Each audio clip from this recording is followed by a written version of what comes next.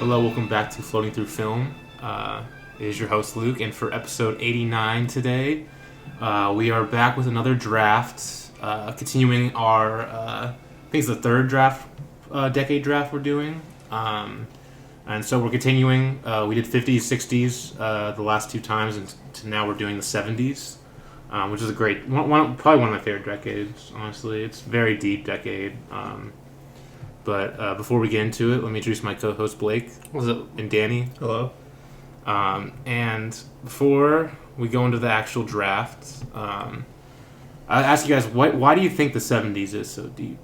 Like, do you think there's a explanation for it? Like, my best explanation is like, it's weird. It's kind of like 60s and 70s kind of have like, it's like the in between of a lot of new directors starting and like a lot of the old masters kind of finishing too. So. Even this, I think the 70s like has more of the new directors starting than the 60s. Yes, honestly. Like 60s like I'm looking at more scene. The independent scene in America helped a lot. Yeah, that too. Also. Yes. Like Scorsese started in the 60s, but really based in the 70s. New Hollywood in general. Cassavetes started in the 70s? Yeah. Well, okay. He didn't start. He was in his prime in the 70s, really. Okay. Altman. Yeah, Altman had an insane decade. But then even international cinema was kind of going crazy. Like, yeah, maybe it's that kind of mix too. It's a really healthy mix, I think. I don't know, but it maybe just we've seen more from this. That's why I'm always cautious too. Maybe. Because like I feel like if I'd watched more from the 20s, I'd be like, oh yeah, but the 20s had all these great. Yeah. I mean, the 20s did have a lot of great. Because I'm looking at my 3 highest rated decades on the Letterboxd stats page, and it's 20s, 50s, and 70s. Okay. Mine's 20s, 50s, and 60s. Mine's 50s, 70s, and 60s, I think. So. But I still don't know if that would make these my favorite. I have to go look through it a little more. But 70s is definitely up there. Oh, it's definitely very strong. I think especially for American cinema specifically. I think American. This is like probably the It's one of the top decades for American cinema for sure. Which I feel like that's pretty explainable by the New Hollywood kind of explosion. But yeah, I guess we can go ahead and go into it. I'll explain the rules. It's the same as what we did last time. 10 picks for each of us. We will doing a random number generator, which I completely forgot to set up before this. Okay, so while you're doing that, I have a quick question. Because you can go to your diary on Letterboxd. What's the first movie you have logged from 1970s? Wait, how do I... If you go to your diary on Letterboxd, and then you can just go to 1970s of like all the movies you've watched. Okay. I'm on the browser, so maybe I don't... I'm on the browser too. Like, look at the page I'm on right now. Diary... You go to your diary? Yeah, I'm on my diary. And then you 70s. Just sort by, just click on the decade right here. Yeah, 70s. Aliens. And then go to the very first page. Okay. Alien, that makes sense. Yeah. I mean, what about, because you've seen that when you were a kid, like what? Oh, mine's Star Wars. Star Wars. Yeah. The first one I have logged, because I've definitely seen Star Wars and probably Alien, but the first one I have logged is Network. The first one, I don't like the first of my actual that you're probably asking for is Blazing Saddles. So. Okay, yeah, something like that. Yeah, I have like Network, Taxi Driver, One Flew Over the Cuckoo's Nest. The Stepford Wives I remember watching for class. Yeah, this is hilarious. For film class. My 6th 70s movie was Solaris. Damn. Okay. I had a very... It's funny. You definitely watched that expecting something different. Oh, I definitely did. You saw the poster, you're like, I was like, people replicating memories? That sounds cool. Yeah, it's like super slow. I was like, wait, what the fuck? I think me and you had the same experience, except mine was Stalker. So. That's hilarious. Exactly. But yeah, I kind of, But that was mainly because when I was early in my movie watching career, I said those ways. But I didn't watch like any old movies. I was like only watching 2010 movies. But that's like you have to slowly get into it. And some people just stop at the never going into old movies. But yeah, can't relate to that. Yeah, but, not this podcast. Yeah. But yeah, you said you were pulling up the random. Yeah. So. Basically, this will determine the order, and no doubt about it. Our first pick, we're gonna pick what we think is like our favorite of the decade, or just like something that we can make the argument for favorite of the decade, basically. And it's gonna be a snake order, although the first round will be. You'll see. It's like it'll be normal, like what's it called? The snake. No, the other one. What's the Serpentine? No, Snake is the... That is Serpentine. Classic? I don't know. That's what we're going to do the... Basically, we're going to go, like... If say it's like Blake, me, and Dany, that's the order. Okay. We're going to go... For the first one, it's going to be Blake, me, Dany. Yeah. But then for the second round, we're gonna start back at Blake, and then we'll start. And then we'll start the normal. It's to avoid like. It's to play and make sure the draft position actually, like, if you get first, it actually feels like it's like a benefit, basically, so that you have more of a chance to be strategic. Yes. Within the draft, but this is maybe what you kind of goes to the beginning question you asked for what makes the 70s like special. Yeah. It's like I feel like a lot of us can make the argument for like taking a steal with our number one pick too. A steal, honestly, yeah, that's you know what I'm saying. You like, see what I'm saying? There's like, so much of my the picks I want that I just like I'm very nervous on what you guys are gonna. No, because that's because there's a few like there's a lot from this or a few from I could be like this is my number one movie, right? There's where compared to some I'm most nervous decades about where my it was first obvious. pick. I'm most nervous about my first picks. But but that's why I'm like, okay, I have to rank like all these ones I could pick number one, which is now I have to be strategic about it, you know? That kind of makes sense. Like, well, hopefully I get number one pick because I want to see Luke's face. Maybe that. I'm not ready for this. It's not that bad. I feel like I know what you're gonna pick. That's the thing. Like, but anyway, you better get ready for it. All right. Oh fuck. Who got it? The order is Dany, Luke, Blake. Let's go. That's the same fucking order it was last time. Let's go. I feel like was it? I don't remember honestly. Oh no, it's gonna be all right. Dany, what are you gonna do for your first? Okay, because there's between two movies I'm thinking right now. Okay. And this there's one. Basically, I'm trying to I'm maybe overthinking things a little bit because Luke, based on his. Let me say his rankings and stuff. He should go one way. So I should go what? Okay. You'll see what I'm saying later on in the draft. But for now, that's why, according to my strategy, I have to go with this pick because there's a lot I can pick for number one. F for fake.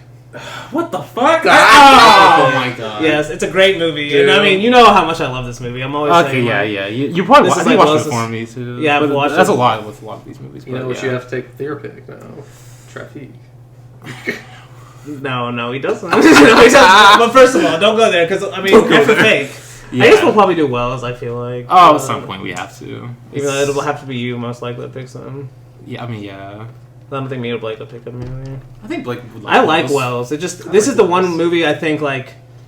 I wish he had done more shit like this than compared to the other movies that I've seen. You know, where they're like a little more dramatic and just. Even though I think he does like the things very well.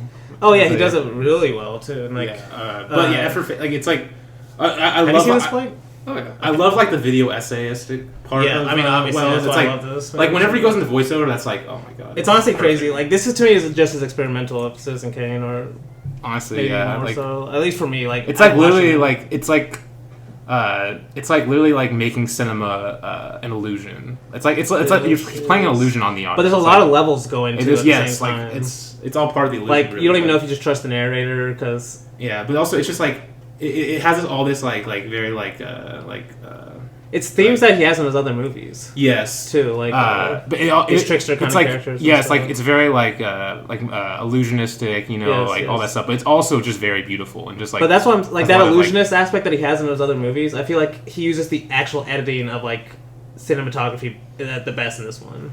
Okay. Where like the editing is almost insane, like little almost like Man of movie moments where like all of a sudden he just like shows you the film he's actually using and he's like really also and stuff. Michaela Grand's score.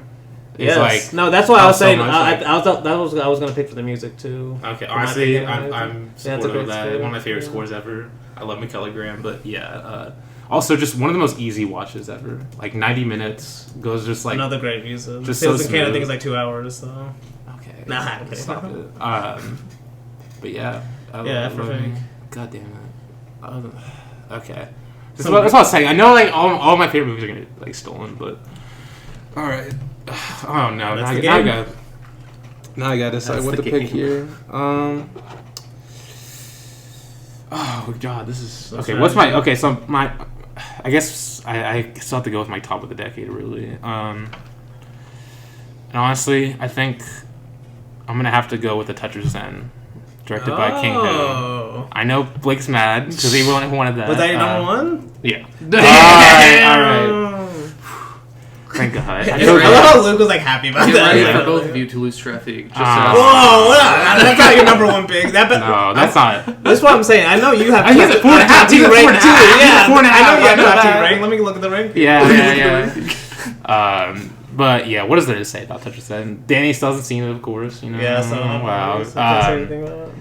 It's like this movie just like it's like operating on another plane of existence. Really, that's kind of how I think about it. It's like say yeah, it's no, like, I was gonna say. it's like King Hu. Like he's like it's like literally it's like if God made an action movie. That's like maybe my analogy here. Like so like Michael Bay kind of. Oh my god. I don't even want to like say this in this word, honestly, but that's terrible. It's just like. Well, you love Ambulance. You like Michael Bay. Yeah, but this doesn't touch. Tetris Zen is just transcendent on every level. Like the action is just so like. It literally is like beautiful action. This is like he's literally just like, it's poetic action. It's beautiful action. It's like, but also I think the non-action parts are extremely well because like I think big thing about King Hu I love is like how much his films are just like synergizing with nature, and how the nature plays a big part of it. And it plays a big part also with another.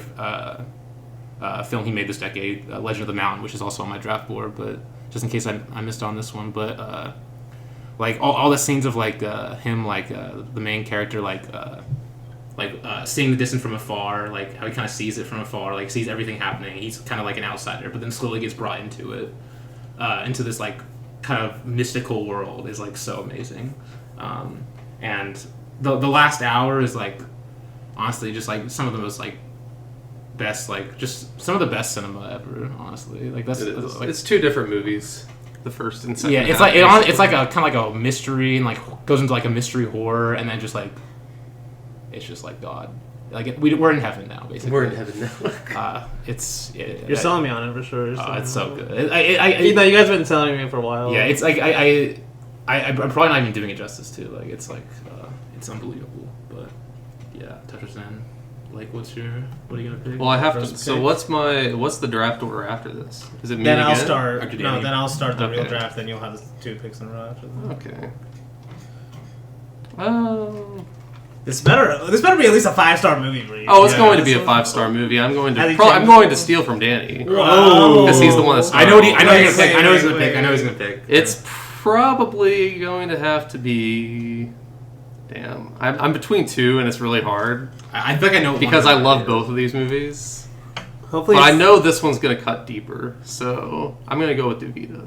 I thought it was. I thought you might pick that. Yeah, no, Monty Call's Duvita is. I mean, it's just one of the greatest ghost stories ever told. Honestly, yes. It's so good. I mean, Monty. If you've listened to this podcast before, you know that Danny and I especially love Monty Call. Danny especially, but I'm a Monty Call hater. No, I'm joking. I think it's fair. Let me see how many times you've seen it. Let me see how many times you've seen it. I've seen Duvita twice. So. Okay, all right. I mean, have you seen it? 4. It's actually one of my. Danny has a D on everything. The reason why this doesn't hurt as bad is this is like Monty Call was cooking in this decade, so. Oh, Monty Call was cooking every decade. But yeah. The 70s and 80s though, he had a lot of movies, so. No, yeah, I know. We'll be coming back to him. The 80s at least, it won't hurt as bad in the 80s because there's 2 amazing movies that we both love. Yes. I mean, that's why in this decade I have some backups too, because I figured Blake might. What's your backup? One Day Before the Rainy Season? I've got a few. Oh, okay.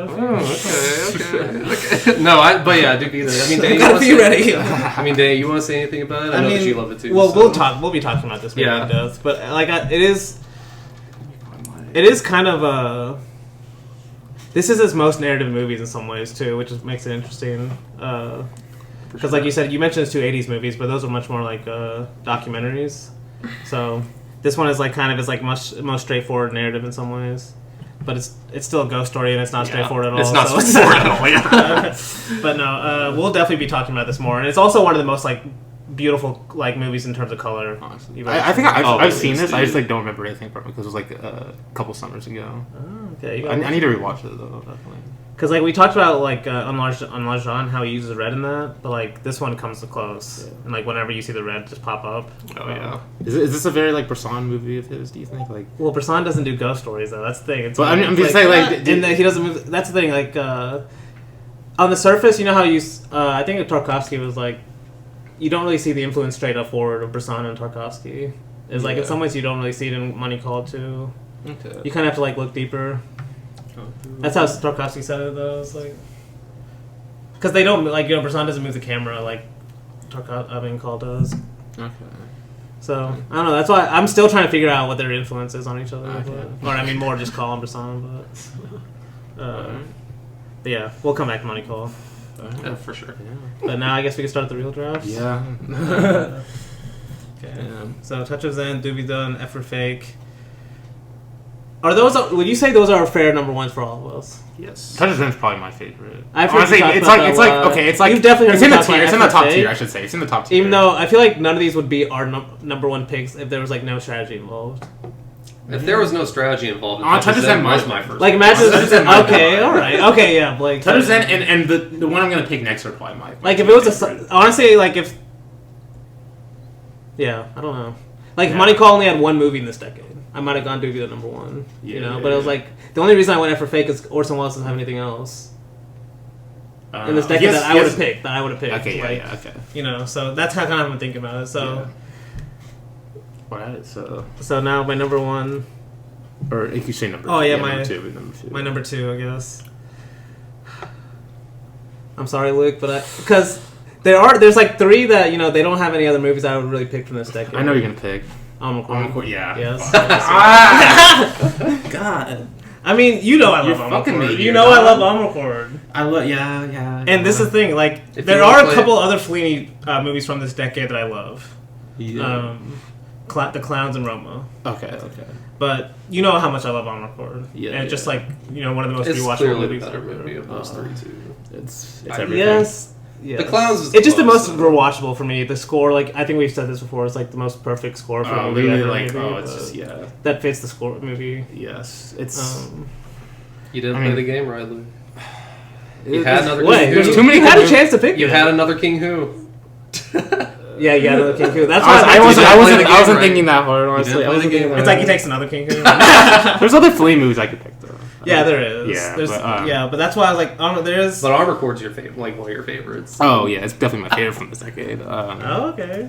But yeah, That's we had an episode on this. I feel like we should. Yeah, but we do it somewhere. but honestly, like it's just like it's there's some. I just love the nostalgic atmosphere, but like yeah, that's exactly. how he like basically is kind of heightening everything, but like makes it closer. It's a to movie them. about like the feeling of nostalgia without like getting too deep with any of the characters. yeah, not making involved it's with like any of yeah, them, yeah. which is why it makes it so breezy.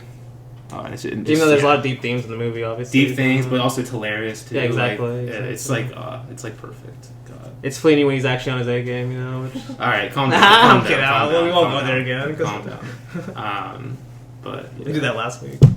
We do that every week. I Yeah, feel we did now, that. like, We're always trying to make Luke mad about Ruslan. And no, I mean either Fellini or Demi. Demi's gonna make an appearance this episode. Okay, but yeah, I'm recording. Okay. All right. God, now I gotta think strategically now, cause okay, yeah, y'all got me thinking now. I was gonna go one way, but now I realize okay, maybe I should pick another one. Oh no. All right. I'm just gonna go. I'm just gonna make Miss Miller. Okay. I was gonna go with strategic, but at this point, I don't know where to go. So I'm just gonna go make Miss Miller. This is. You want me to go? This is easily top tier cinema for me in general, but like definitely the 70s. Also, we've done an episode of this. Yes, one. but I mean, probably definitely my favorite Western of all time. The atmosphere it has, like it's like cold, but like a comforting. Like there's like comfort in the cold. It's like it's just so like comfortable, which I feel like a large part why I love Altman, but especially this film and like. What it does, like deconstructing the Western, is so great too. Like, maybe my favorite Allman character, honestly. yeah, he's up there. It's either him or like one of the Elliot Gould. one Ellie Gold and California Split or something. Yeah, but yeah. it might be him. But yeah, it's just it's so rewatchable too. And yeah, it's everything. Yeah, we've talked It's about everything. it. It's kind of, Yeah. But yeah, what else? we did should you mention say? Blake's hot take that it's going to look worse with the 4K release now. He's just salty. I'm He not bought the He just Blu-ray. bought it. He bought the Blu-ray. Now they announced 4K. now they released it, yeah. But Yeah, McCabe and Spiller. so good. Number 2. Alright, Blake. Alright, we'll just stay on the Altman train and go Okay. California Split. Yeah, Nice. Yeah. That's the only one I think Danny would have taken if he even had an Altman, but Yeah, no, it would have been. but it's also my second favorite of the entire of like in my Well, actually, it's not. But in my top 100 though, it's in my top 25. So okay. I love California. You Split. like it more than me. Then. No, yeah, I love California Split. I mean, we have an episode on this as well. But Yes. basically, just pair what Danny said about Elliot Gould, but Oh man. just now. But Wait, it's Robert Redford, right? That's the other one. Wait, who's No, George George Segel. Oh, George Segel. Okay, what is it? Yeah, but Robert he's Segel.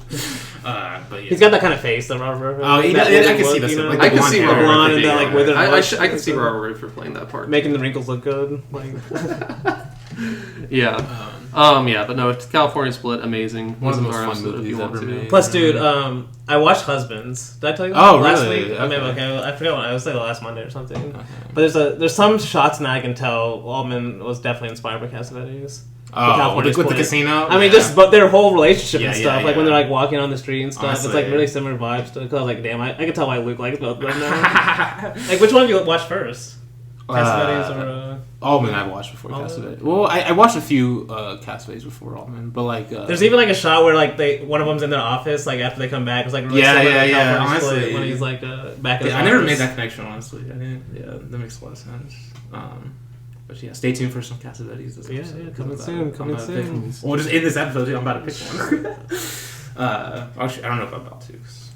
But anyway. But Blake's got another pick now. Yep, Yeah, I got another another pick now. This one, I honestly don't think this one's going to hurt either of you. Maybe Danny a little bit, but Barry Lyndon.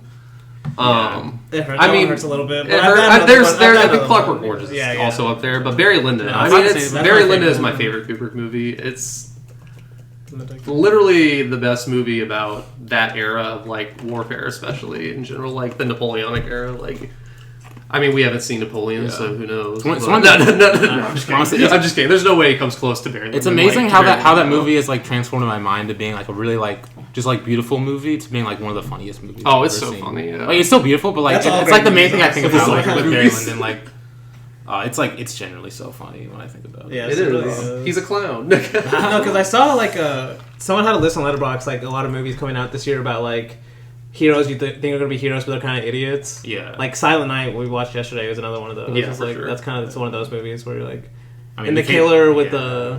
the Fincher and then Yeah. and then also Killers of the Flower Moon with DiCaprio. But I forgot someone they had one more movie that came out this year too. It was like that.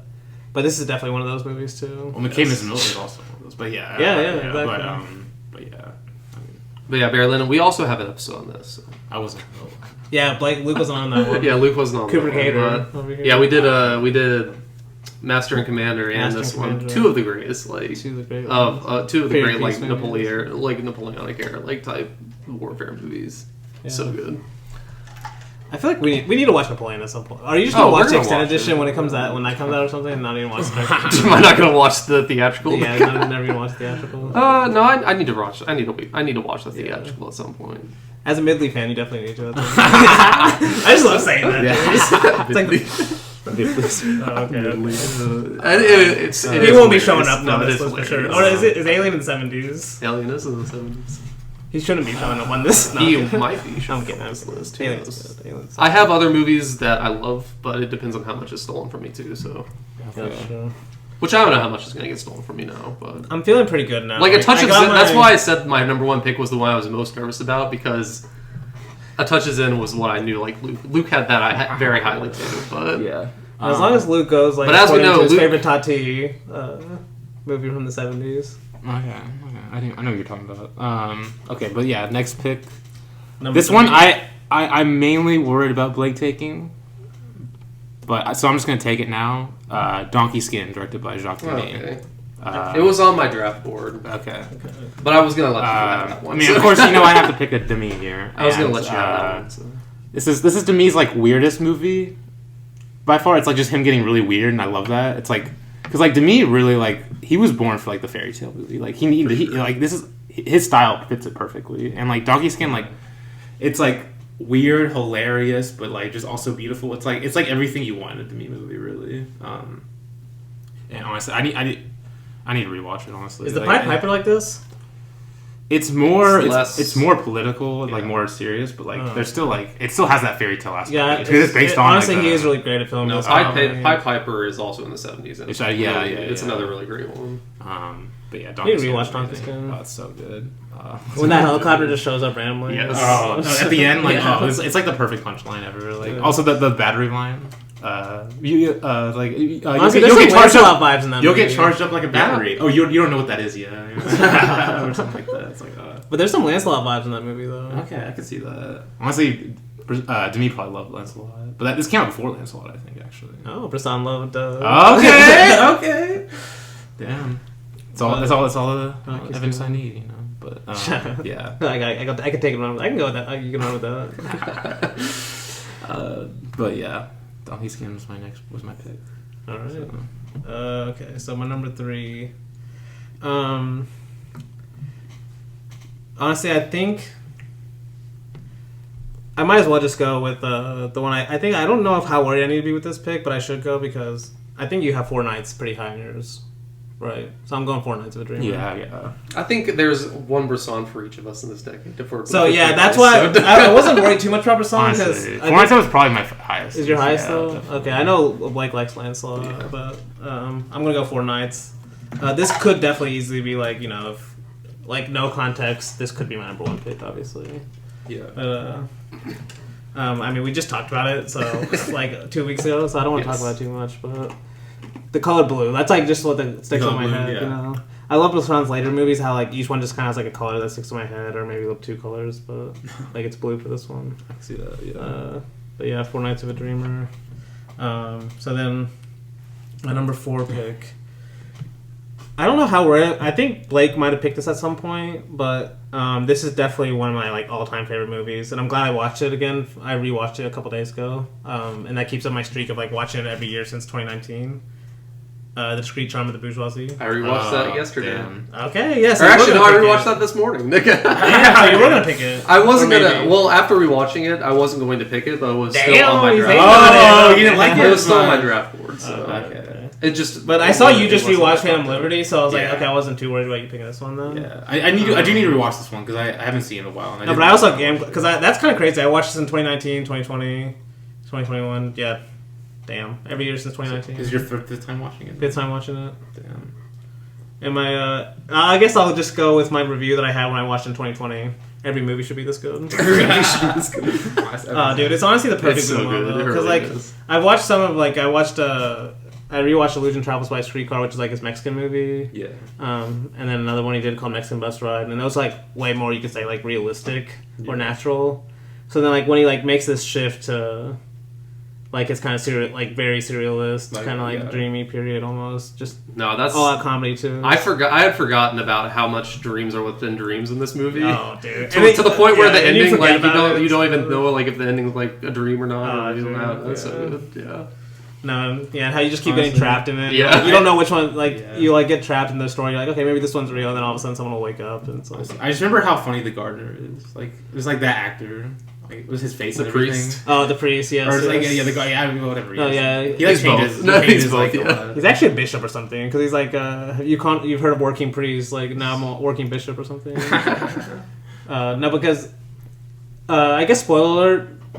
Even though my next series is pretty far away, I think I'm gonna go between Ross Lane or Boonwell. Okay. I haven't decided yet, so that's another reason. I don't want to say too much on Discreet Charm. For sure. Also, great posters. Oh, for sure. Some of the best. Some of the best. This names like just, lip, or with just the titles. this lip with the hat guy. Boonwell just has like the best titles too. I feel like. Oh, yeah, Like, yeah. they're so good. Dude, Yeah. yeah. But no, he's got 3 in the 70s. I would have been happy with picking any of them, so I wasn't too worried. Yeah.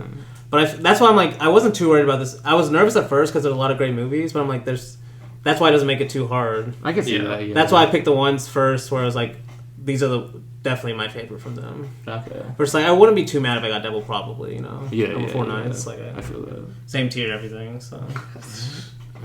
But yeah. Alright, I think for my pick, I'm just gonna get the Tati out of the way. But it's not what you're gonna think it is. I'm picking Parade.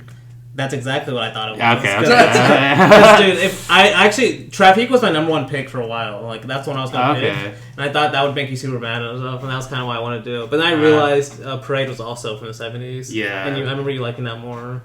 Okay, they're like It's You better. on your ranking list, you It's have it better. higher, so you can't disobey. they're very That's much facts. they're very close It's together. better, it's better. Oh, stop! That's what's insane. Like We'll have to talk about that. Even though we already did this on we series kind of and did talk stuff, about yeah. this. Like the thing, Parade is better than. They were on the Traffic. same episode, weren't they? Yeah. Yeah. That just Traffic is closer to Playtime than it is to Parade. That's all. They're all. These are like. I love them all. That's the problem. And But- Traffic might be better than Playtime. That's why Oh, it's justifiable. You just don't appreciate Tati's origins. I get it. Yeah, I it's get not it. a huge. Yeah. It's just Traffic in some ways. Like it feels like it's most like relevant movies nowadays, even more than like Playtime in some ways. Okay, I could So see just that. like cars are still like such dominant parts of our society, you know. But my counterpoint, fake tennis. But he also does that in the My movie we have counterpoint. coming Yeah, out next week. My counterpoint. But that's what? My counterpoint. It's his entire filmography, like epitomized. Basically, yeah. It's Because he's literally him like the playing moral the Tati. audience. It's like and the yes, and playing the but audience you're to play forgetting back what- to him. But dude, so. the one I kind of agree, especially with the acting part, obviously. But you're forgetting the other part of Tati's filmography, what makes him one of the best, is like his sets.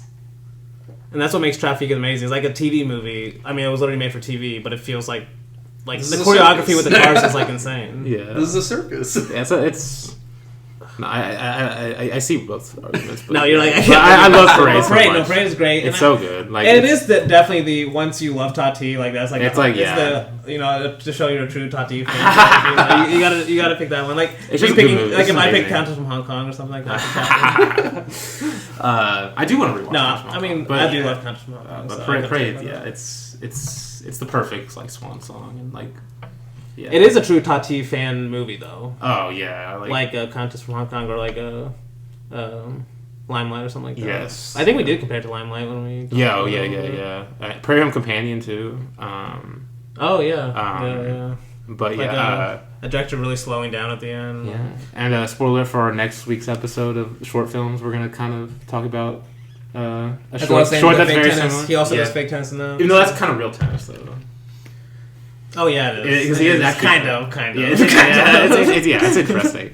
But yeah, absolutely love Parade. One of my favorite Tatis. So underrated. It has like a 3.3 average on Letterboxd. It's insanely underrated. It is, especially since if you're watching Parade, you should be a Tati. Yeah, Yeah, so like, that's what makes no sense. But I can see that being also 3.5 Tati people give. That's probably like the common one. Not Tati appreciates. And it's definitely a 4. It's definitely a solid 4. Okay, you know? stop. That's too low still. What did I give it actually? I think I think you gave it 4.5. 4. I gave it a 4. The Cowards 4. Cowards 4. That's true. Yeah. But yeah, Parade. Parade. All right. My next pick. I do think I'm going to go Solar's my next pick because to me it Okay, is so better than his other 70s movies. Ooh, I think It is also the one I've watched most recently, which is why I might be saying that. But I think every one of us has a different favorite Tarkovsky mistaken. Actually, I'm pretty sure. Yeah, we Probably. definitely do. Now that you're saying that. Yeah, I no, yeah, like this one is my favorite because, like, honestly, probably because it is the last one I watched, like from like the last Tarkovsky I actually watched. But I mean, Solaris was there to say it's an amazing movie, dude. Like it's one of the best movies about like memories and just it's one of the greatest sci-fi movies. also like they shouldn't like doing this without like special effects is fucking insane. and it's like the counterpoint to like it's counter like without the computer fact that effects, like it's like yes. a response to 2001 makes it a lot more interesting. Which, It does. So which one's Well, I was better, thinking, guys? like- Which one's better? But kind of related. Which one of us is most likely to pick Tarkovsky for a series? Me, probably. You? Okay. Yeah, I guess I've so. thought about it already. I think so. I love Yeah. Tarkovsky a lot. I mean, yeah, I think we'll save it because it's. You mentioned like what is like Bresson's influence on Money Color. We talked about it earlier. Yeah.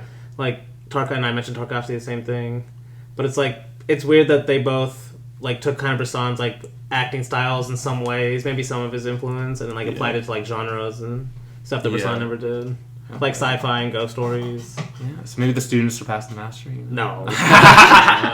No. Honestly, Solaris might be better. Money Color has some great stuff on Tarkovsky too, because he loves Tarkovsky. Yeah. But honestly, Solaris might be. I might like him more than 2001. Stop. I'm not even joking though. Like I mean, Solaris is not. It's not even his best Tarkovsky movie. You still, that's just how good Tarkovsky is. But 2001, you don't think it's Kubrick's best? Either, It's not Kubrick's best. It is. It might be. It's It's his like- best in the sense of like there's a greatest. You know, Barry Lyndon. Yeah. like even though I have to say Citizen Kane is the greatest Orson Welles movie in some sense, just because like how you know. I don't think Luke influential agrees with stuff. that. What? I don't think Luke agrees with that. But Citizen Kane's the greatest. Yeah, that for fake.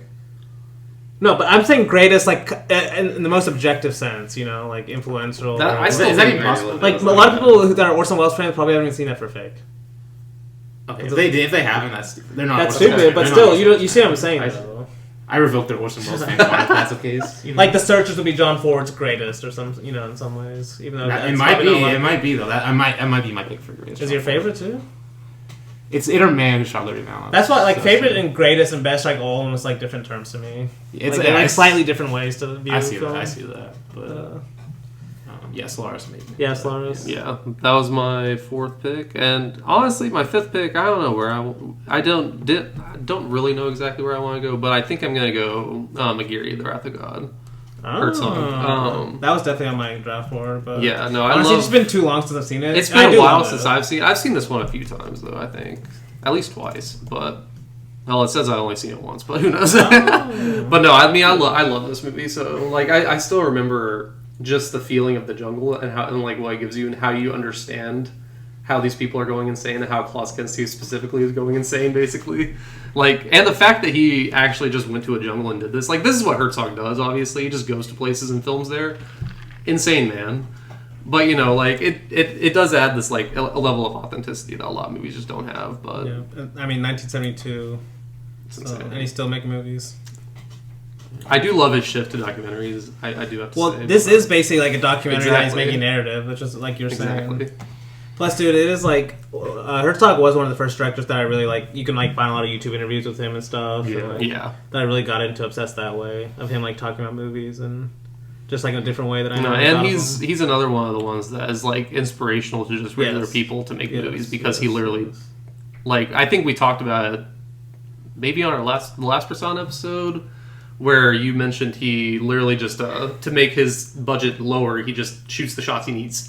He doesn't try to shoot everything, and in a lot of the movies he just records handheld, and insane. You can tell it's him recording, and stuff. He's amazing, and Aguirre is my favorite, at least narrative movie from him. Some of his documentaries I like more probably, but. It's my favorite of his narrative. Because have you seen The Enigma of Caspar Hauer? I have. Okay, because that was one I need to watch that when I again, watched it, but I couldn't pick it because the last time I watched it was that one I need to watch again because that was one of my, or not one of the ones I loved, but yeah, I watched it 2019, so I was I loved it at the time, but I just don't remember it enough to pick it. Was Fitzcarraldo 70s? It's 80s. I think it's 80s. So that's probably my second favorite. That was 10 years later. 82. Yeah. But yeah, that's my fifth pick. Okay, good pick. I'm gonna continue the Tarkovsky train here and pick Mirror. Mirror. It's. I'm pretty sure I've talked about this before, even though we haven't done an episode on it. It's in our various lists or whatever. But, generally just the dreamlike nature of, and the way he films memory. I feel it's just it's so hasn't been done in quite this way before. Or just ever in general, it's the mood that Tarkovsky creates, which I think that's one of Tarkovsky's great strengths is creating this mood, creating a great mood, just with the this is the Bresson thing, finding cinematographic ways to do that. Yes, just float his camera, just letting it float through a scene, especially that fire scene at the beginning with the colors and everything. It's unbelievable. The opening 10 to 15 minutes is insane. I couldn't tell you what happens because there's literally no narrative really, and that's what I love. Well, there's it's just an impression, a kid. Exactly, and his mom, it's an impressionist painter in a way or something But yeah, it's hard to talk about still in that way. It's so good, but it's hard to talk about. But if you pick a Tarkovsky soon, then we'll talk about it. Yeah, it's one of those we'll have to talk about them specifically. Yeah, because it definitely it's unique how it goes through the different stories. The way it flows through them all. It's keeping the characters the same ages and stuff. Well, even then, sometimes he'll a character in the present will be the same. The girlfriend and his mom are the same actress. Yes, and he'll blend. Yeah, that's really confusing. Yeah. Honestly, that's a Buñuel. Yeah, I was gonna say it's very Buñuel, the Obscure Object of Desire, which is also on my draft board. But I don't know if I'll take, but incredible. Everyone knows about Mirror, though. I feel it just maybe okay, because maybe I guess I'll just to keep the Tarkovsky train going. Okay, all right. I'm gonna pick Stalker, which is obviously his best movie. No, okay. I don't think you could. I don't think you can definitively say if there's a best Tarkovsky movie. He's unbelievable. No, but maybe just think about this too. The reason why I like Stalker and Solaris a little more, it just the sci-fi element. the genre element. Yeah. It kind of like detaches a little more versus like Tarkovsky. You know, he gets a little too personal sometimes. Okay. I like that personally. No, I do like it at times. Especially because like there's a lot of like the World War II kind of like angles in Mirror, like where like, some of the memories are from. No, I actually do love it in Mirror. I'm just saying maybe more in some of his later movies. I can see that. Like he literally has a movie called Nostalgia. Like he creates his like childhood home. Let's let him cook. Let him cook. Nostalgia great. Nostalgia has some great shots, dude. I mean, but Stalker, dude, I just love like. There's like this grand. It has this grand nature to it, but there's like nothing. It's like nothing. It's like the movie's nothing really. If you think about it, like, and apparently you got cancer from filming it. They like walked. They had to film it like 3 times because like the prints kept on getting ruined or whatever. Like and like he had like 1 or 2 cinematographers quit too. And then basically it's theorized. It's kind of a theory that like basically he got his cancer because of him filming in these like wastes, nuclear wastes. But was it worth it? I don't know. Maybe. The movie's amazing, dude. Like I love like they don't find anything. I guess spoiler alert, but like I don't know. It's just about the friends we made on. Yeah, because it's like it almost like it has everything in terms of like a narrative. You know, almost tricks you into thinking that there's gonna be a narrative. You know, it's it's just so like. It covers. But like I think all of us kind of have been getting at this. It's like he has very absorbing movies. You know, you just like get into. Have you guys read Roadside Picnic? No, it's really good. No, I need to. Is it like the movie? No. I feel like the book would have a lot more talking and stuff. I had to guess. It does. It does have a lot more talking. But it's also there's also just a lot of intrigue in the movie because they don't really know like what. Like the reason it's called Roadside Picnic is like there's a quote in the movie like. We don't know if they're here to like kill us or like to befriend us or if this is just a stop along the way for a roadside picnic, basically. Okay. Like, and this is just like what's left behind, like these little like areas, these little areas that they explore, that the stalkers explore. It's a really good book. I also love how like the first like 20-30 minutes or so it like has like that filter, the color filter that's like brown and like it's like really nasty. Yes. And then like you just get to like the it's like all of a sudden it's like turns green when they get to the zone. I mean, Solar has a very similar thing where he's like at the beginning of it is like black and white. I think. No, it starts. It's when he goes to the. It's when he goes to the or when they go on the. When they watch the report on the video of that. That's when it's black and white. Yeah, okay, so it's color. They watched that for a long time in black and white. Yeah. But then it's when they're driving through the tunnel before he goes to the space. Yeah. And he he's changing the filters and that like. It lasts like 5 minutes. Yeah, yeah. It's so good. Because he does this very similar things in both movies to like get you into this like zony feeling. It's like that like in Stalker it's the train, and it's that the sounds the train makes for a long ass time while they're going inside the zone. I need to rewatch Stalker. It's been a while. Yeah, me too. Like he's one of the directors where like I'm okay with his long ass movies. Because he just like lets his images, just like he's like Psy like that at least. Like he lets his images just let them speak for themselves. I mean that's why like Barry Lyndon since 2001 also are like that. Like. I think if we do talk about longer movies, just look amazing. Yeah, it's just look amazing and kind of are slow too, I guess. Dolce Vita, No. Too long. What were you gonna say? No, I'm saying if we do Tarkovsky, we'll have to talk about the Solaris 2001 connection too, because I think there's a lot. It's so interesting. Yeah, it is.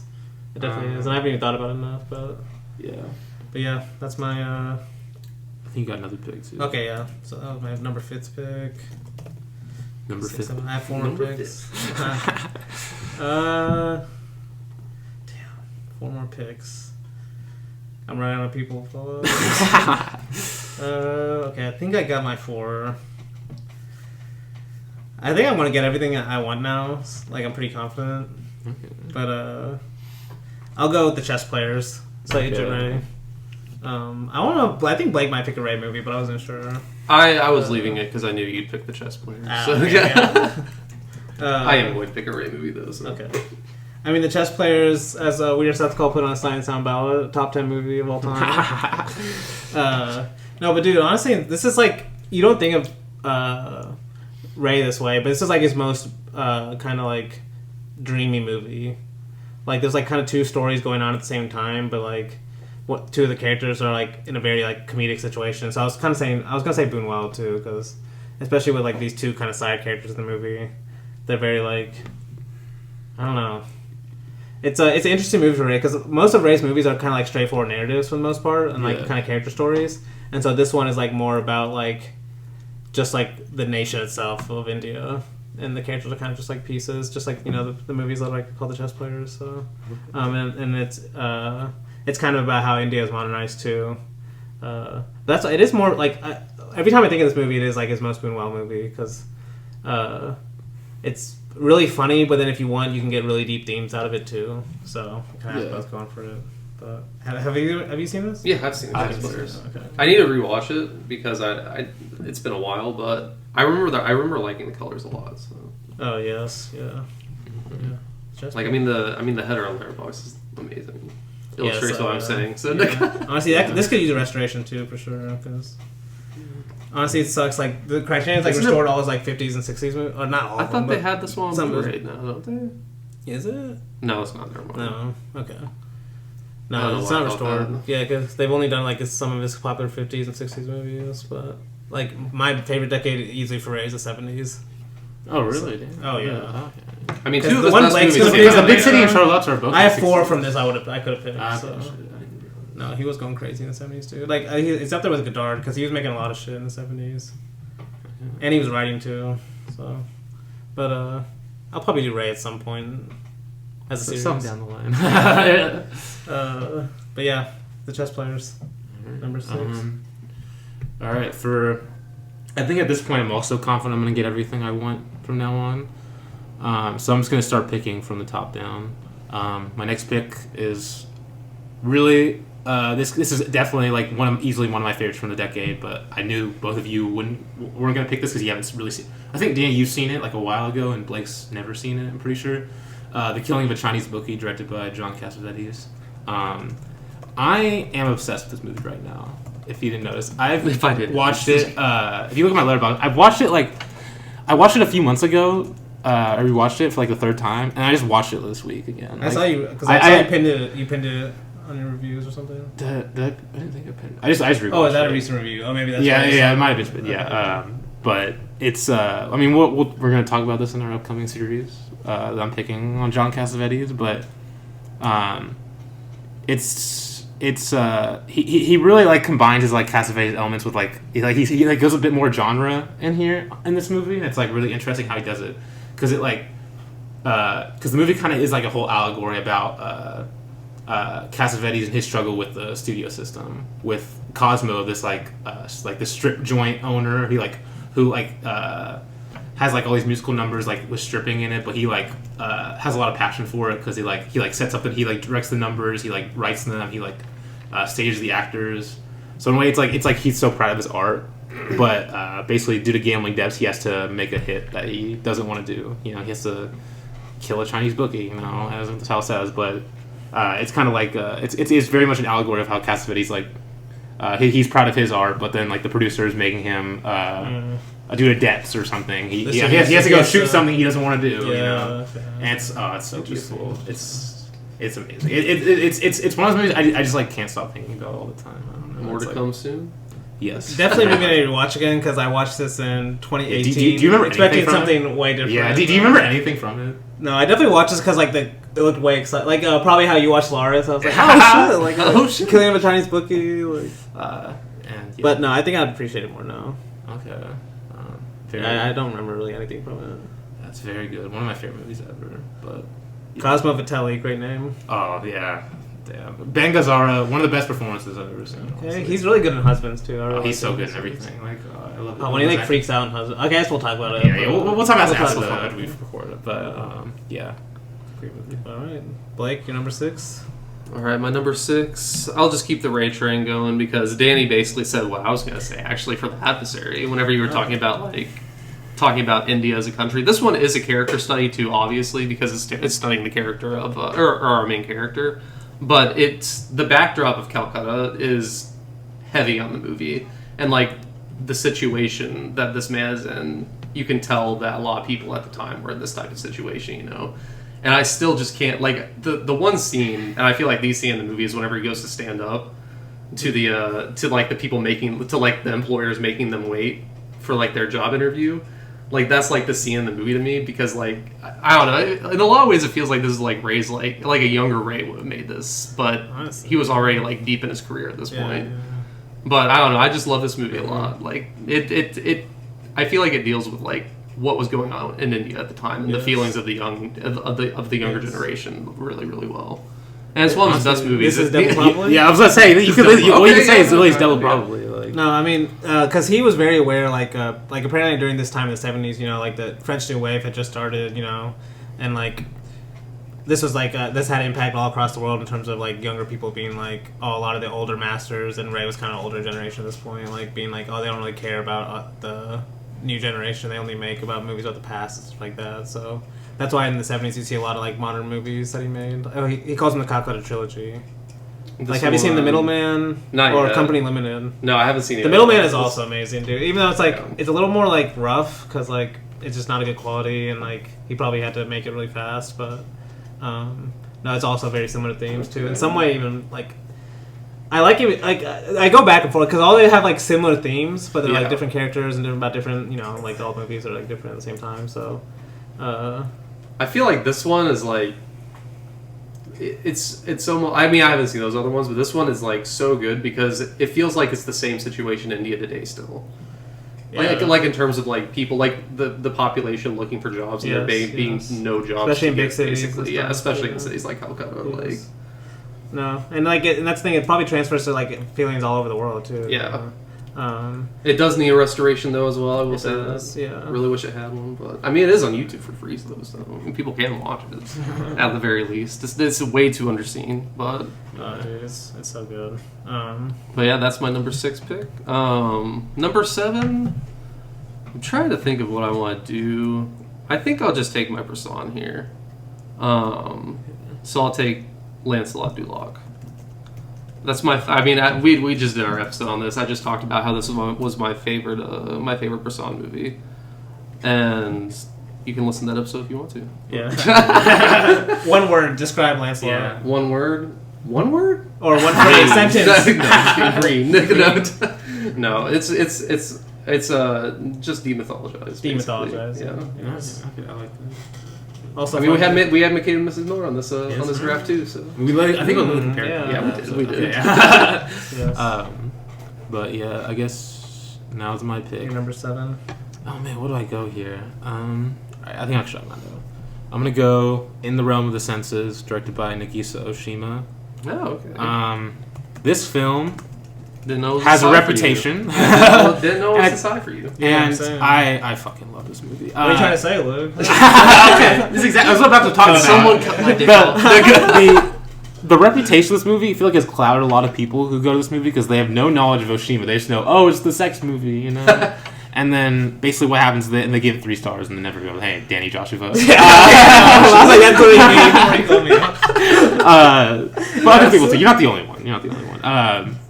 You definitely need to watch it. But yeah, like it's what this does, like specifically. I love how. Seen it? I've seen it. Yeah. Okay. Do you like what blank? I didn't rate it. The coward's not rating.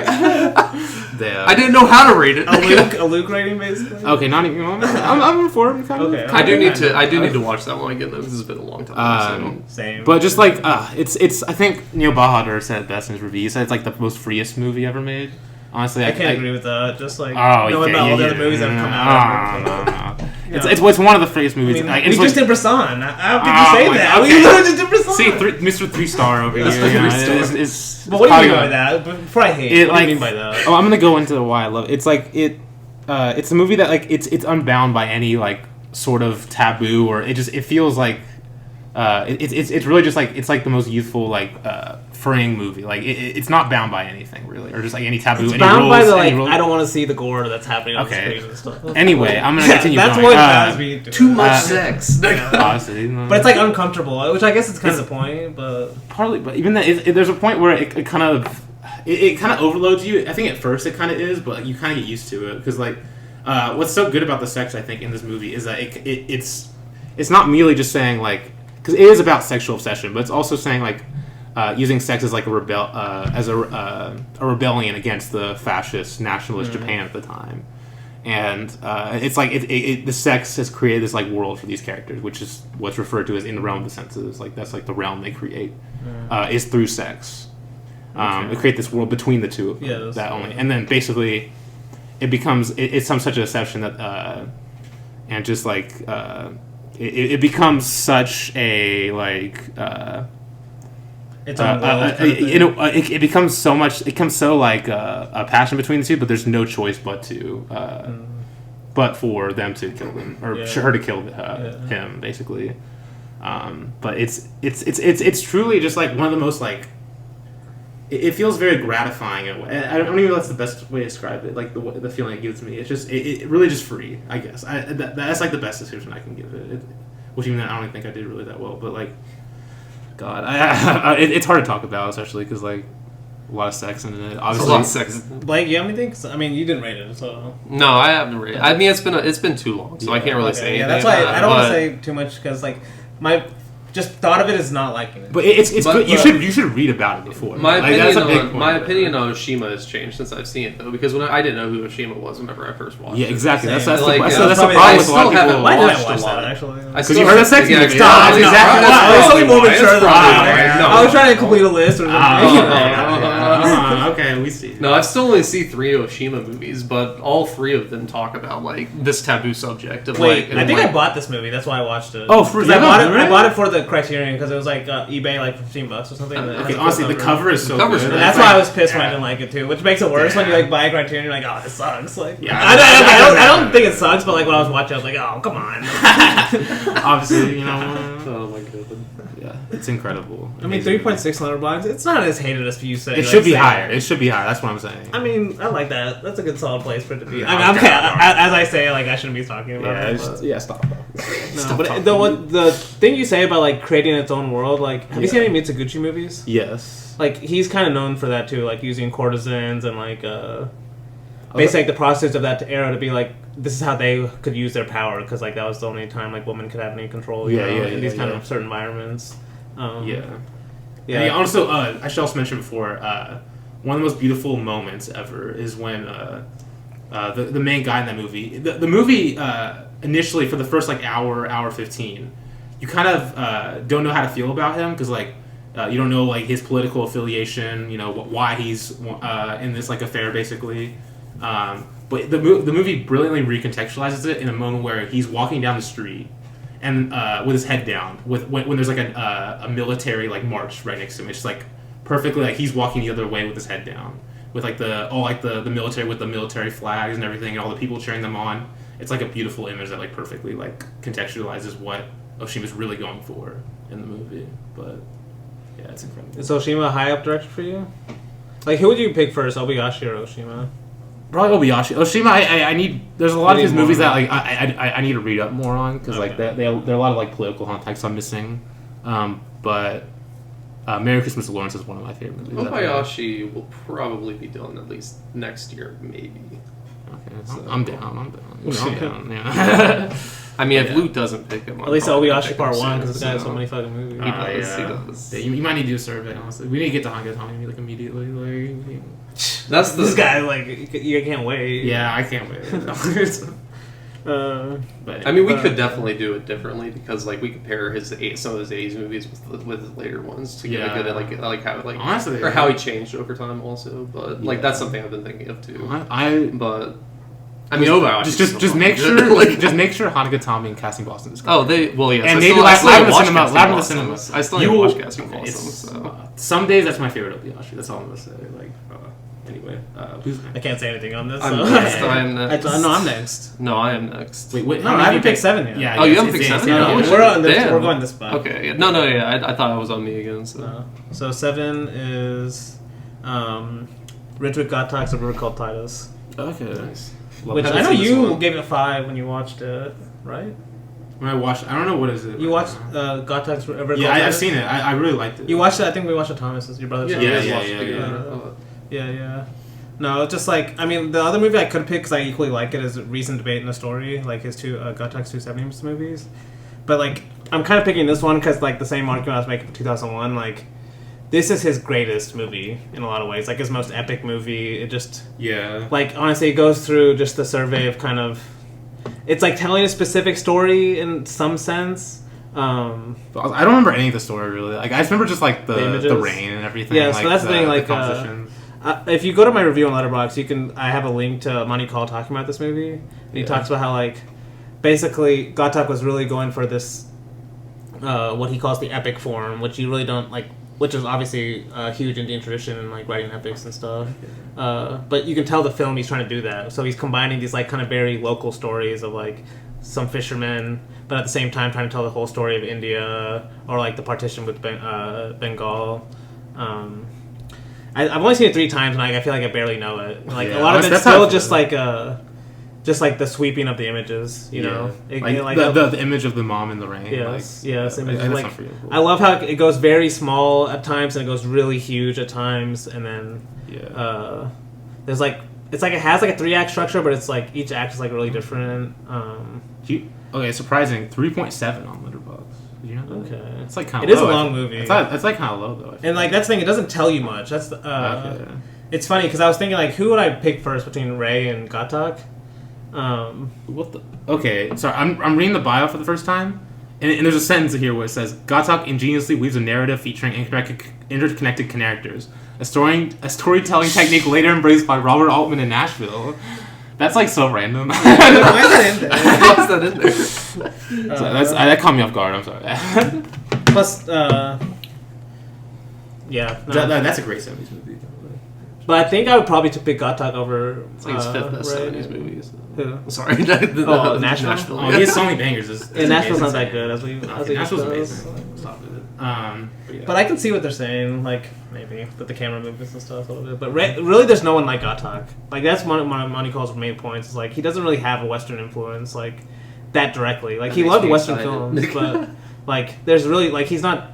A lot of the storytelling techniques he's getting is either from, like, his drama career he had, or from just, like, Indian art forms a lot, too. But he also loved Eisenstein and stuff, so... But, no, we'll definitely come back to him at some point. But yeah, River Call Titus, number 7. Number 8, I think I have to go with Rossellini's The Messiah. Okay. Haven't seen it. No, neither of you seen this? Damn, okay. So Rossellini's Jesus movie, easily the best Jesus movie ever made. Even though I haven't seen Pasolini's. Okay. I haven't seen There's no way it's better than Rossellini's, so come on. Not the Jesus movie that came out last year or whatever? I don't remember. What? I mean, the only one that comes close is Assassin 33 AD. No, I'm kidding. But The Messiah, Rossellini, like I said, I'm still debating between Rossellini and Buñuel. I'm like going back and forth every day, like who I want to go more into next time. But like, I talked about presentation versus representation on the episode a few weeks ago. And Rossellini's like historical movies, like they really do that to the like, they take that kind of idea and apply it to historical settings, which I really love. So like, most Jesus movies you get, they're kind of like very preachy, you know, like they're very dramatic. But like Rossellini's The Messiah is like the exact opposite. Okay. It's almost like he's like trying to show like what do you do if you just filmed like they're literally quoting Bible verses when they talk, you know, a lot of the times, and the camera's very far away, and it looks like it's almost just like zooming in on a Bible story happening, and then it zooms out, you know, kind of like ominous. Yeah, no, I mean, yeah, Rossellini. You mean the other way? But no, same thing. Like, I was honestly thinking about this in my head like a couple days ago. Like, there are certain directors that I would call like directors that like panning, like pan directors. They pan side to side, but they never zoom. Yeah. Or if they do zoom, they always pan the camera forward. Like they're literally moving the camera forward. Yeah. Versus other directors that zoom, but they keep the camera in the same spot a lot of times. Yeah. And it's like Altman and Rossellini are both zoom directors. You know, they would rather zoom across the screen, you know, as they get closer or something. I love me a good zoom. I like both, but it just like you can tell certain directors like one or the other. Like Kubrick is a zoom director. But like Bresson's a pan director that we just watched. Yeah. He like never, he always uses the same lens. So, but The Messiah, Rossellini, we might be coming back to him soon. So, did you pick your 2? Or... Yeah, you did. Okay. I did. Well, yeah, you had River Call Titus before that. Yes, okay, yes. Okay. Yes. Oh man, what do I pick next? Oh, dude, this is hard. I'm gonna go ahead and pick, because I haven't really talked about it ever. I don't know if I have. The Conformist, directed by Bernardo Bertolucci. Movie neither of you have seen, sadly. I feel like as we get, this is like we can tell when we weren't ready. It's gonna take these movies, so like none of us have seen. None of us have seen either. Yeah, but I mean, to be honest, I need to watch more Bertolucci because it's like one of the 2 I've seen or 3 I've seen. I've only seen 3, and this movie's incredible. Like, I know Paul Schrader loved this movie. Oh my gosh! Like it's it's like this, like it's almost like it's not really I wouldn't even call this really a narrative. It's like more like very much like it's like a tone poem in a way, but like it's like a symphony of sorts. That probably made no sense to anyone that's seen it, but it's not a traditional narrative where it's going to point. It's like more just like it almost feels very like impressionistic, honestly. Which the score is like one of my favorite scores ever. Georges Delerue. But it's basically about this guy who's like this like fascist who and it's a great anti-fascist film because it shows like how soul suckling fashion is or soul just like how much it's like soulless fashion is like it's really, and it goes through this guy. It basically kind of shows it. And there's a lot of memories and like some of the best like camera work and visuals I've ever seen. But it's definitely hard to talk about when you haven't seen it because it's like more of like an experience movie. I feel like, but yeah, incredible movie. The Bertolucci. I don't think I've seen a Bertolucci movie. I don't think I have either. Can't really say much. I'll get to him at some point. So that's all I can say. A lot of directors. I still haven't got to the early Italian directors. Finished those yet, like Visconti and. There's another one I'm forgetting. I haven't seen any Visconti from the 70s. I can't believe I haven't seen it. The 70s Visconti? No, I haven't seen any 70s Visconti. Fake fan. I'm getting to it. I've watched a lot of his other ones before, but. Alright, that's pretty good. Alright, Blake, what's your number 8? Alright, my number 8 is Ulrich Oettinger's Ticket of No Return. Or I love the German title a lot more. It's Bildes einer Trinkerin. It's the portrait of a female drunkard.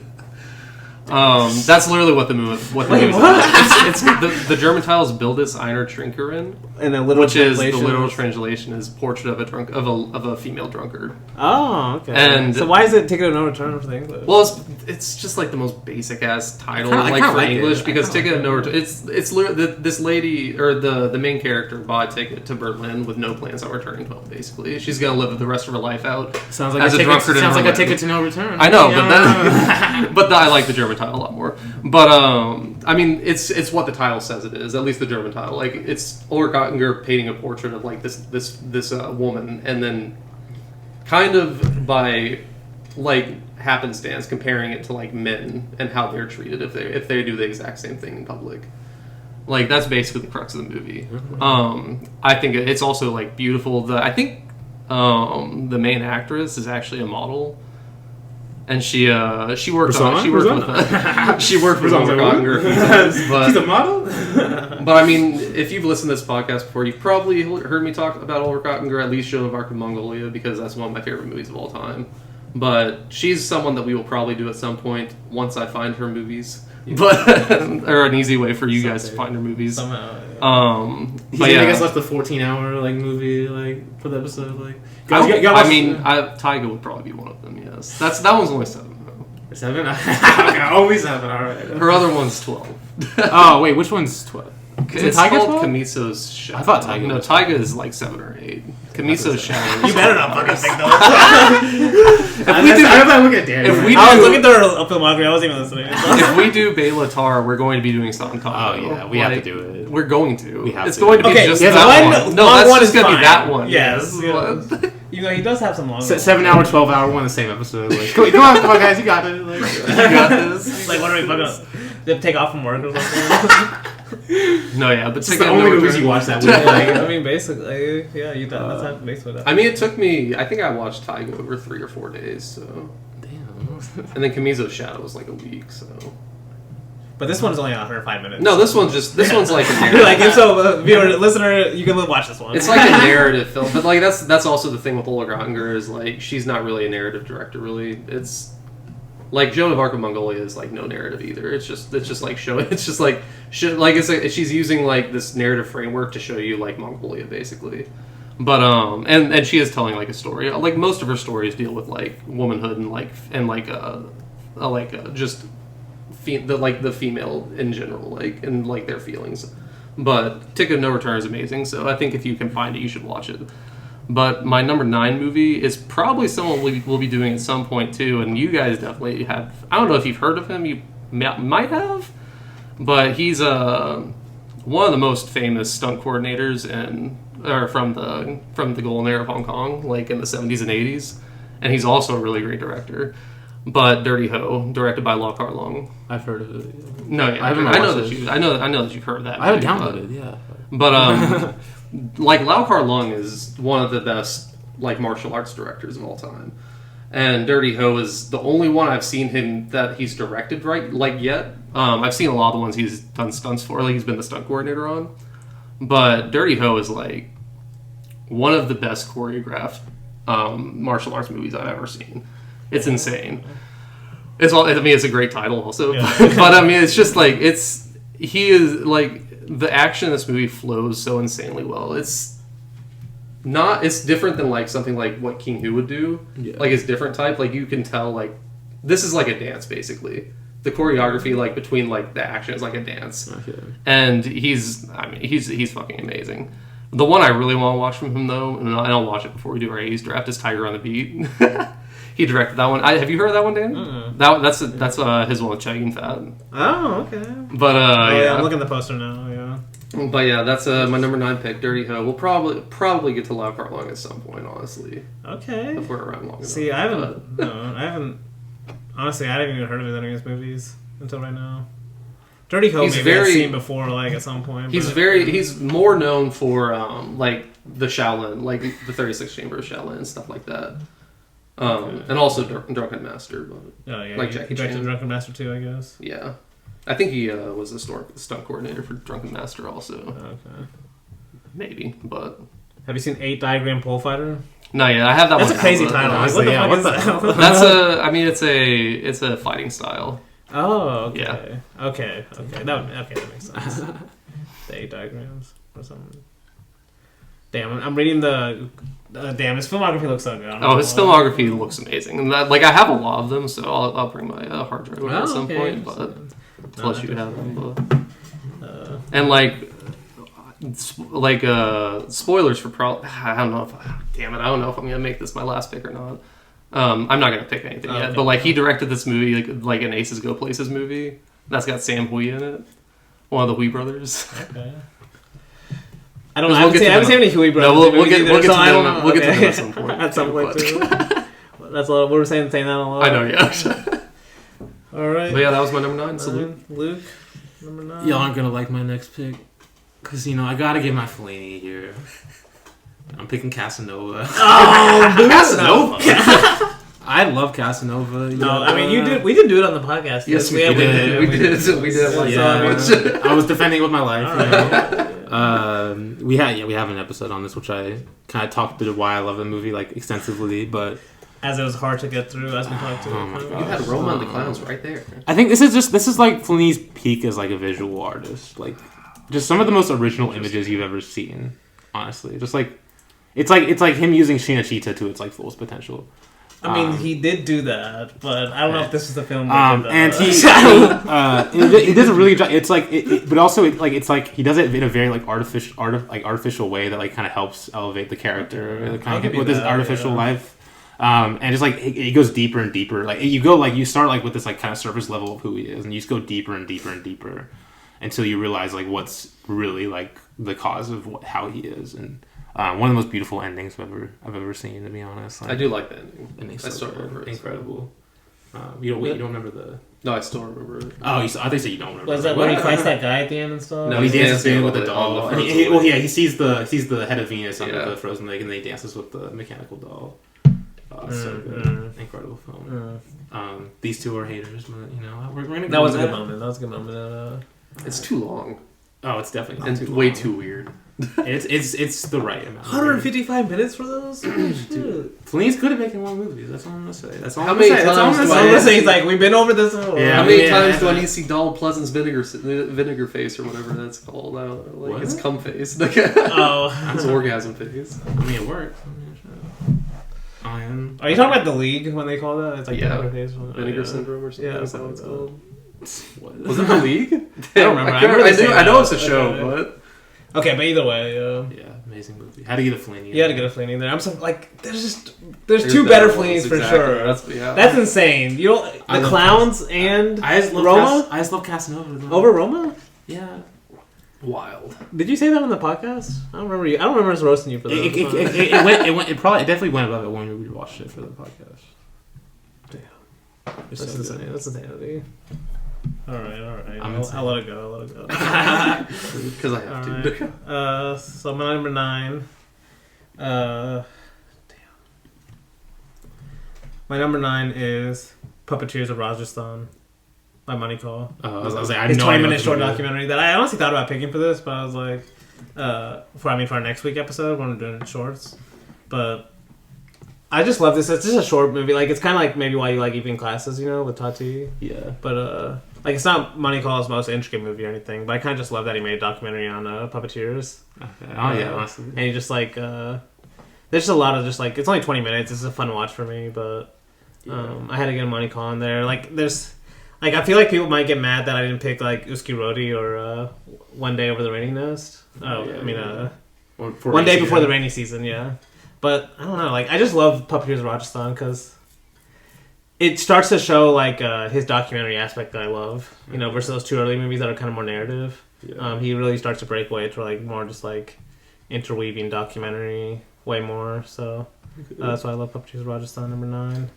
And then number 10, I'll close it out with the one I was going to pick, number 1, Traffic. That's hilarious.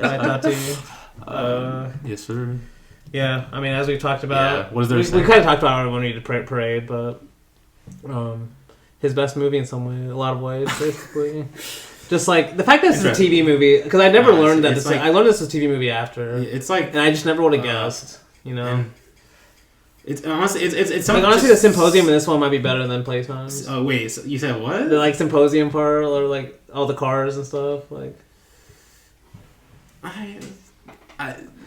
Maybe not. Yeah, that's a tough. It is, but okay. I just love this movie because, to me, it feels more relevant today, like I said earlier, versus even like Playtime in some ways, because of just the cars aspect. Especially for America, like people still love their cars even more now than they probably did back then. So and the fact there's like a camping car in that, and like you could easily see that like people trying to make shit like that now. We even have like cars like that, but it's a great just like road trip movie. Yeah, just like great go along for the ride. Exactly. Traffic, my 10 pick. All right, for my last pick, it's gonna be an interesting one because if we did this a week ago, I wouldn't have picked this because I hadn't seen it yet. Damn. We Won't Grow Old Together, directed by Maurice Pialat. Oh, that's why you just to make sure. So I knew who Maurice Pialat was before this week, but I was kind of just reading some stuff about Cassavetes, and I saw people refer to Maurice Pialat as like the French version of him. Which, after watching a bit, I kind of agree. They definitely have similarities. I wouldn't go that far to call him just the French Cassavetes. He's more than that. But I watched this one first because it looked really interesting. And when I initially I watched it Wednesday, and I was like, okay, I like this. But for some reason, I don't love it because I guess I just wasn't I just wasn't familiar with Maurice Pialat enough. But like there were certain things that stuck in my mind about this film. But then the next day I watched his film, and no, some more, just probably his like most popular movie, and I loved it. And I was like, okay, I want to go back now. And I immediately watched it the day after I initially watched it, and this movie is incredible. It's basically like it's basically a portrait of a relationship between this guy who's married and his mistress.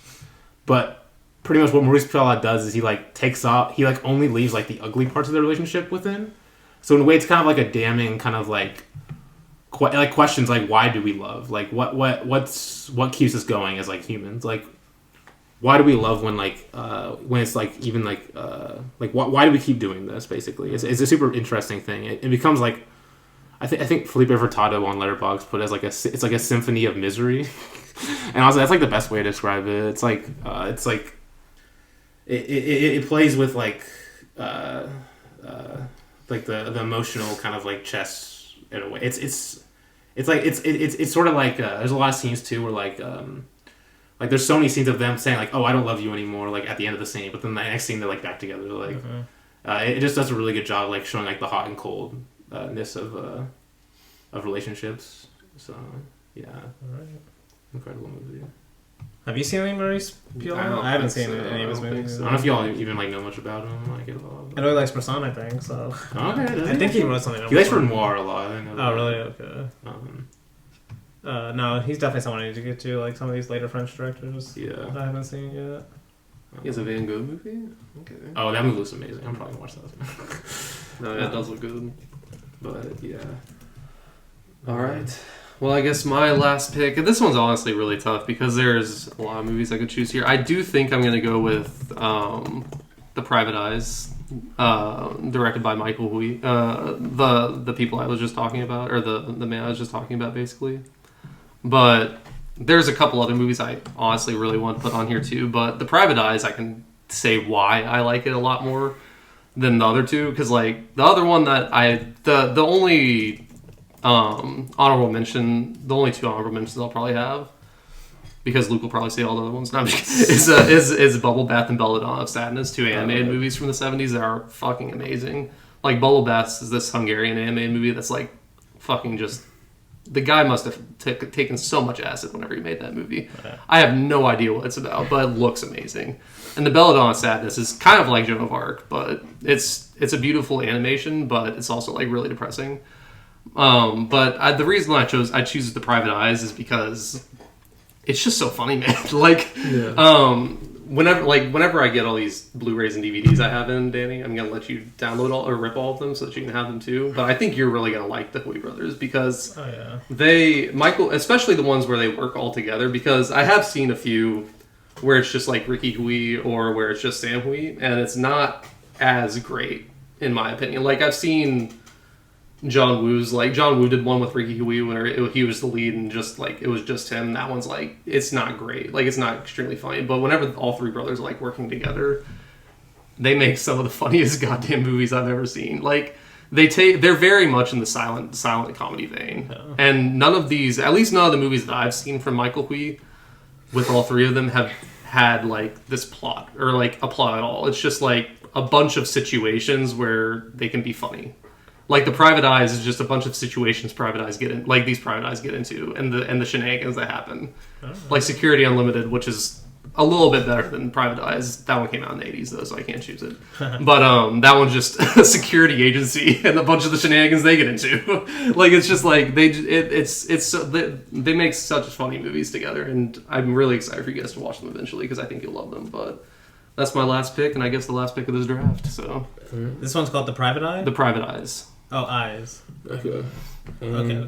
Any, I guess, honorable mentions now? I have a lot. I'm just going to say, rattle off some. Le Cirque Rouge. Yeah, I'm surprised no one picked that. I'm very surprised. It would probably be like 11 or 12, honestly, for me. The Long Goodbye, Day for Night, A Woman Under the Influence, The Passenger, The Legend of the Mountain, All That Jazz, Mikey and Nicky, Jean Dielman, Fan of Liberty, Sonata, Days of Heaven, Opening Night. We did pick the best movie of all time, guys. That Obscure Object of Desire, News from Home, Jean Dielman, Zabriskie Point, The Pied Piper, What's Up, Doc. Yeah, that's it.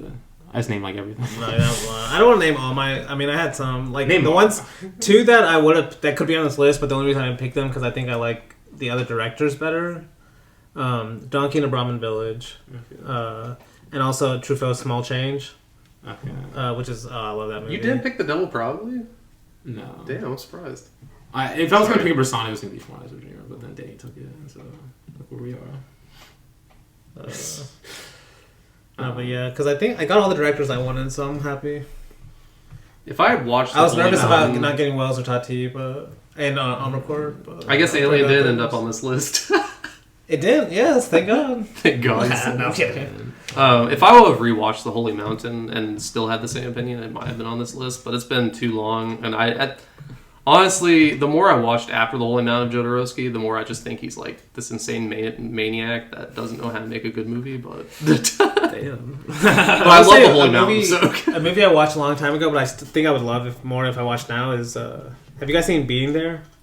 No, I Hal haven't Ashby seen was it. like with I know Peter you're talking Sellers. about I think I would like that more if I watched it. Also, Slane and Jolie Go Boating. yeah, I need to rewatch. I'd rewatch. I think I'd like more. The Passenger. I said that. Oh, you did? Okay, yeah. okay. Blue Collar. Haven't seen Strangers, it. Blue Collar. Fantastic Planet. Did you say that, Blake? No, I didn't Also say that seven actually. days. That's also that. Yeah, That probably was would've on been that was on my animated graph one board if I actually had too. Yeah, that's another animated one that The Conversation, Coppola, Killer of Sheep, Charles Burnett.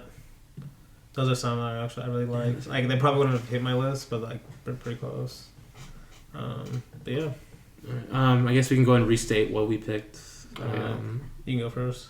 My picks were A Touch of Zen, directed by King Hu, McCabe and Mrs. Miller, directed by Robert Altman, Donkey Skin, directed by Jacques Demy, Parade, directed by Jacques Tati, Mirror, directed by Andrei Tarkovsky, The Killing of a Chinese Bookie, directed by John Cassavetes, In the Realm of the Senses, directed by Nagisa Oshima, The Conformist, directed by Bernardo Bertolucci, Casanova, directed by Fellini, and We Won't Grow Old Together, directed by Maurice Piala.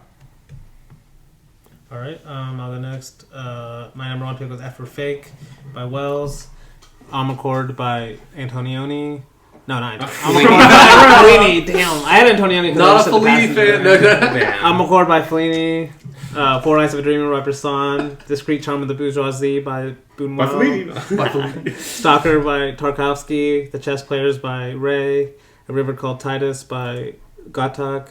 The Messiah by Rossellini. Puppeteers of Rajasthan by Mani Kaul. And Trafic by Tati. Mine was Duvita, Monty Call, California Split, Altman, Barry Lyndon. We all knew who directed that. Solaris, Tarkovsky, Aguirre, The Wrath of God, Herzog, The Adversary, Saiji Ray. I did it too, damn. Lancelot Duloc, Robert Bresson, Ticket of No Return, Ulrich Oettinger, Dirty Ho, Lau Kar-Lung, and The Private Eyes, Michael Hui. Dude, our 80s draft's gonna be a bloodbath. That one I'm way more worried about. I need to watch more from the 80s, I feel like. Yeah, you're on some wild, like, 80s is one of the worst decades. You're insane. Like, I said weaker, okay? I said weak. It's a weaker decade. But that's okay. Anyway. I can see it. Alright, anyway. It's insane. But what are we doing Next week, we're doing pick a short film. Where we each pick a short film. You couldn't tell. You want to? We can each say ours. I picked The Man Who Planted Trees by Frederick Bach. I picked Evening Classes, starring Tati, directed by one of his assistant directors, which I don't know the name of. Wasn't it the cinematographer? I think it was assistant director. And I picked Nicholas Rabowski. Okay. Yeah. And I picked Chronopolis by Piotr Kamler. So, yeah. But was it? I forgot what I was. Okay. What's the? Hope to see you floating. I couldn't remember. Okay. It's been a Until next while. time, hope to see you floating. Yeah. I couldn't think of it.